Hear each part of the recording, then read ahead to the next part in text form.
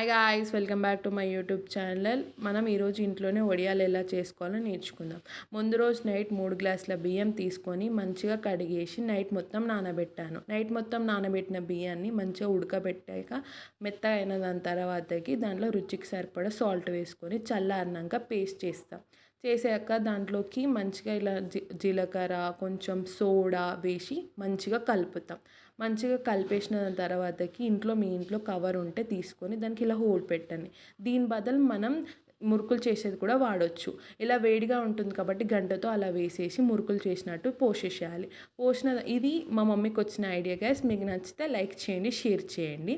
ఇలా మురుకులు పోసేటట్టు పోసేసినాక ఇదంతా అయిపోయిన దాని తర్వాతకి మళ్ళీ మనకి చేతికంటి జారిపోకుండా హ్యాండ్ వాష్ చేసుకొని మనం ఇలా రోల్ చేసుకొని దాంట్లో కొంచెం కొంచెం వేసుకొని అయిపోయేంత వరకు మనం ఇలా పోసేసుకోవాలి. దీన్ని 2 days మంచిగా ఎండబెట్టేసి మనం చారు పోసుకున్నప్పుడు కానీ ఎప్పుడైనా చారు పెట్టుకున్నప్పుడు వడియాల్లాగా ఇవి మంచిగా ఫ్రై చేసుకొని తినేయచ్చు. ఇవి హోమ్ మేడ్ లైక్ బ్యాట్స్ అనమాట. మీకు ఈ వీడియో నచ్చినట్టయితే లైక్ చేయండి, షేర్ చేయండి, సబ్స్క్రైబ్ చేసుకోండి. Bye bye.